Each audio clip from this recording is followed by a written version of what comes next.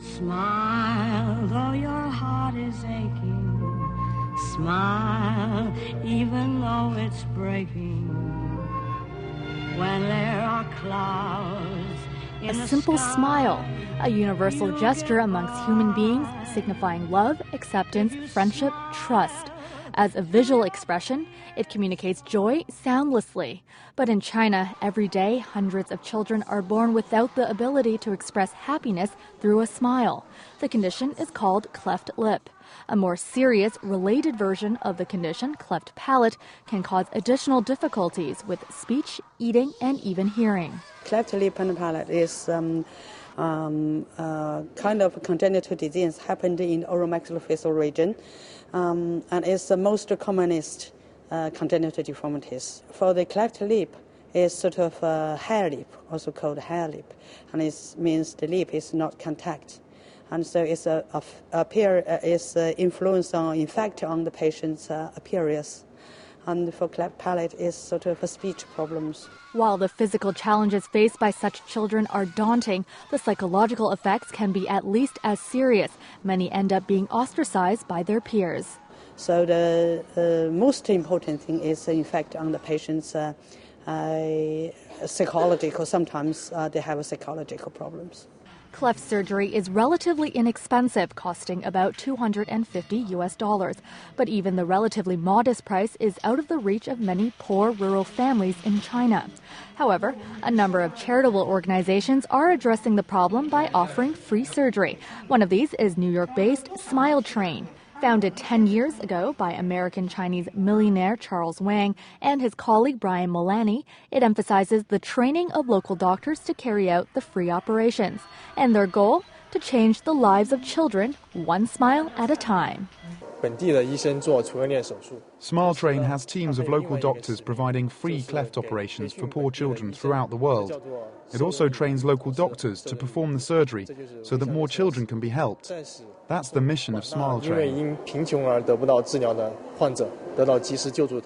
Here in China, Smile Train works with the country's largest charitable organization, the China Charity Federation, to perform free surgery on children affected by the cleft lip or palate.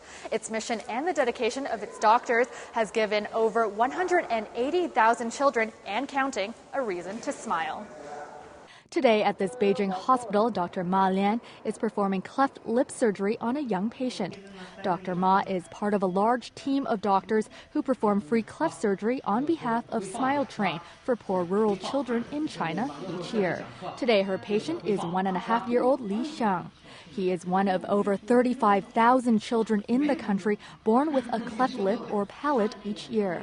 The prevalence in China is variable, but mainly is about 600 to 700 newborn baby, and there will be one cleft lip and palate.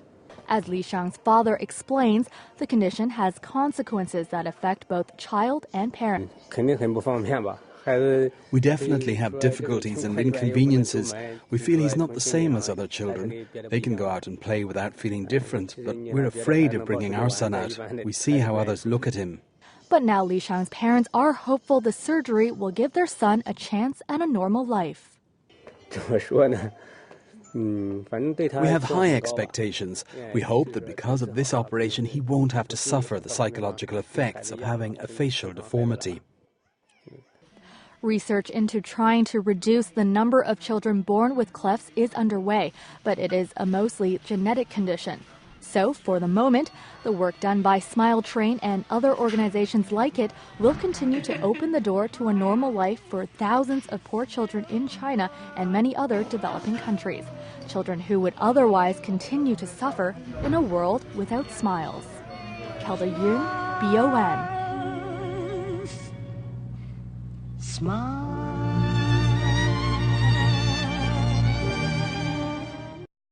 Well, Kelda joins us now in the studio. Well, Kelda, were there many operations that were being done on that day?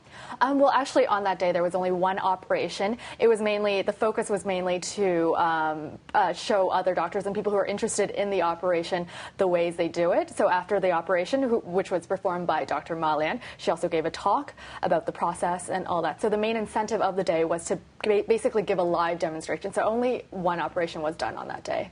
There's a number of charities that do this kind of thing in China and elsewhere as well. But how does Smile Train differ in the way it approaches this problem? Yeah. Well, Smile Train. It has its mission is to, first of all, provide operation to those who cannot afford it, the cleft lip and the cleft palate operation to children who can't afford it. But also it puts a huge emphasis on training local doctors. And they really don't want to just ship a foreign doctor in to help perform these surgeries. They really want to focus on, in China, local doctors who are interested in helping children around the country with the cleft lip or palate. They really want to train up these doctors so that more operations can be done around the country. Mm.